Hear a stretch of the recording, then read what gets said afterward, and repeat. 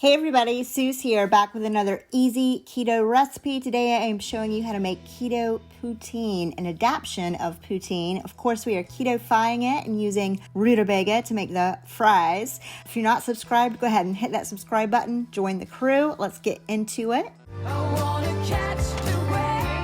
So to start with, on the stove top, I'm taking a saucepan, adding 4 tablespoons of unsalted butter over medium heat, and I'm just whisking that around to help it melt some to make the gravy for our keto poutine. Once it has started melting, I'm adding in 2 cups of reduced sodium beef broth and giving that a little whisk in, adding 1/4 teaspoon onion powder, 1/4 teaspoon garlic powder, 1/4 teaspoon sea salt, and 1/4 teaspoon ground black pepper. We're going to be using xanthan gum. This is the brand and kind I use. Sprinkling in 1 teaspoon of that to thicken up our keto gravy. And I'm just going to whisk this continuously for a minute to a minute and a half until everything is melted, combined, all our xanthan gum is nice and dissolved and it's lump free and it's coming up to a light boil.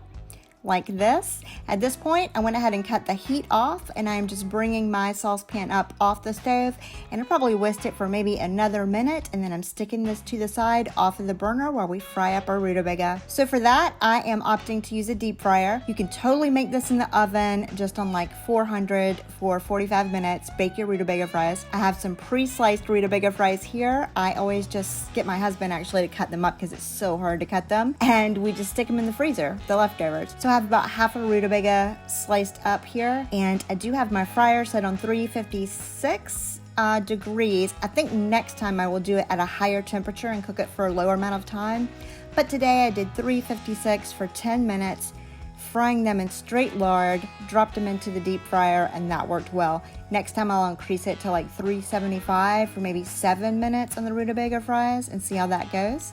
Once those come up, just bringing them up in the basket, you can see they've got a light brown tint to the outside of them, nice and crisp on the outside like a fry, soft on the inside. Spreading those out on some paper towels to absorb some of that excess lard. And I'm using this Cajun seasoning blend here. I like this because it does not have any sugar added to it. The first ingredient of it is salt, so you don't need to add additional salt. And I am just sprinkling this over our rutabaga. Of course, most traditional poutine probably doesn't have Cajun seasoning on it, but we're adapting everything and changing it up today. So I'm probably doing 1/2 to a teaspoon total of the Cajun seasoning on our rutabaga fries because I wanted them to be nice and flavorful. And then I'm just using our paper towels to kind of tousle those around until they are nice and evenly coated in our seasoning and the excess grease is absorbed.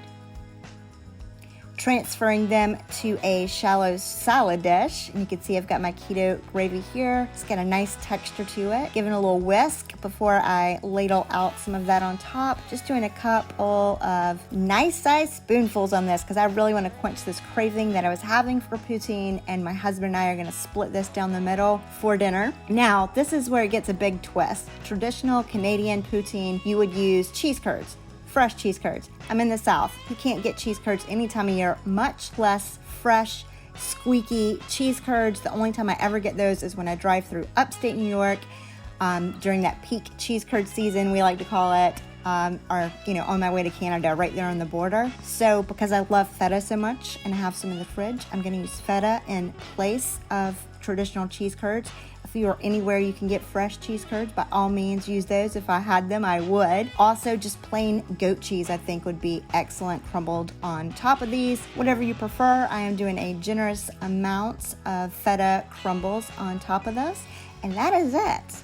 Super simple, easy keto recipe to put together, something that you can just split. Of course, you can make a smaller serving of this and eat it all by yourself too, but my husband and I just split this down the middle while we were getting our weekly TV watching in, and it totally hit the spot. So there you go, quick, simple, easy keto poutine recipe for you all. I hope you liked it. If you did, give us a thumbs up. Comment down below any videos you would like to see from us in the future. We usually make these types of videos every single week. I could tell talking with a little bit of a lisp, I feel like, in this week's video because I've been getting a little dental work done this week. I'm planning on taking the month of July off from new content to spend time celebrating family birthdays and seeing my father, who we haven't been able to really see since COVID. So I'm super excited for that. We will be putting up videos, but they're going to be compilation videos of some of our favorite recipes we've done over the years, just to kind of organize those and make them more easily searchable for you all. As always, I appreciate you coming back week after week to watch our videos. Till next time,